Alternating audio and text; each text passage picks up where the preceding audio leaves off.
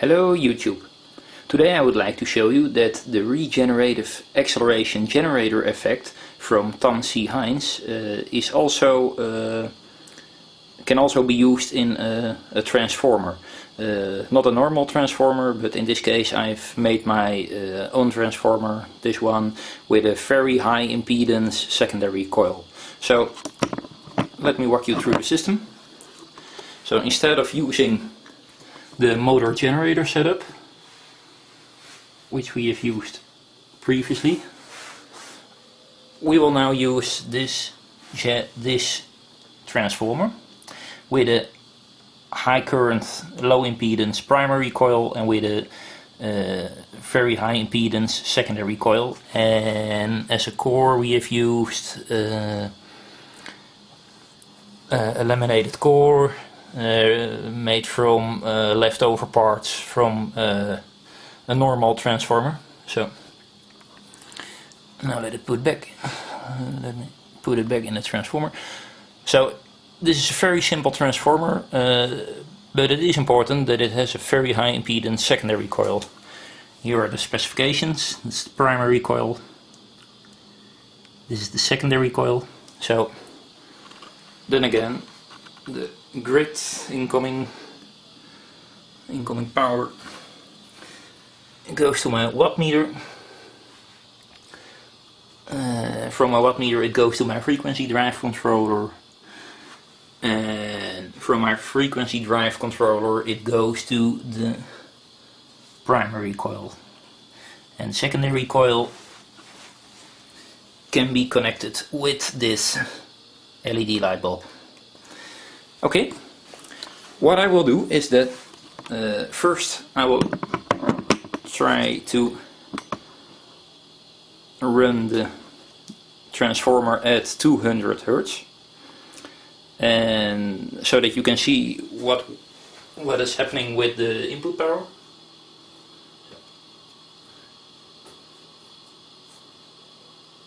There we go.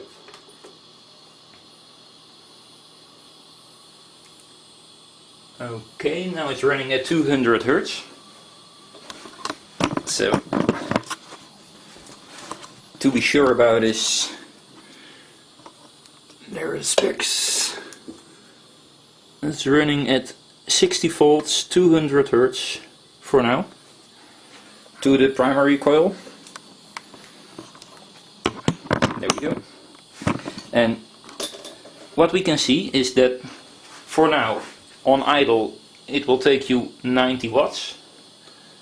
And when we try to connect the load, then you can see that the input power will increase to 23.4 watts in case of 200 Hertz going to my primary coil. So let's disconnect it. Then you can see that it will drop to 18.9, 19 watts. So without the primary coil, the frequency drive controller needs 16.4 watts. So let's connect the primary coil again. Now it goes back to 19 watts, and when we connect the light bulb, then you see normal transformer action taking place. 23.4 watts, 0.5 watts by now. So let's disconnect it. Okay, this is what you will expect in a normal transformer. But then again, this isn't a normal transformer. This is a transformer with a very high impedance secondary coil. That's important. So when we combine this very high impedance secondary coil with a higher frequency, so let's speed it up for now. Then we have to go to 950 Hertz. So if you listen carefully, you can hear the frequency going up.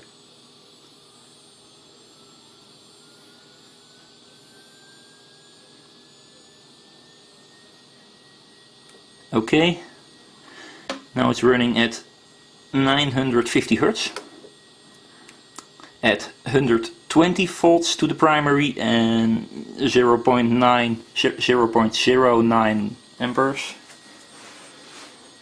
There's the primary, there's the secondary. And now let's see what's happening when we try to load the same transformer. So for now, on idle, the primary coil will need 19.2 watts and the frequency drive controller, so the frequency drive controller and the primary coil will need 19.2 watts. But now when we connect the load, you can see that it drops to 18.9 watts. So let's disconnect it. 19.1, 0.2, load connected, it will drop to 18.9 for now. So this is very interesting.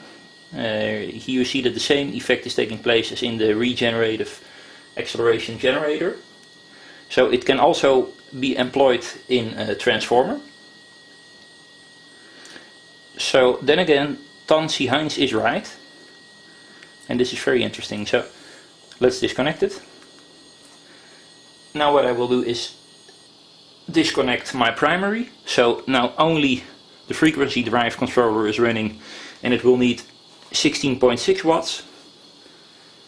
Then for now my primary is connected, so only to supply my primary coil it will take you 19.1 watts, and with load connected, there we go, 18.9, 18.8. Load removed and it will climb. So that's very interesting. One more time. 18.8, load removed, 19 watts, 19.1. Okay, that was what I wanted to show you. So that's it for today. Thanks for watching. Bye bye.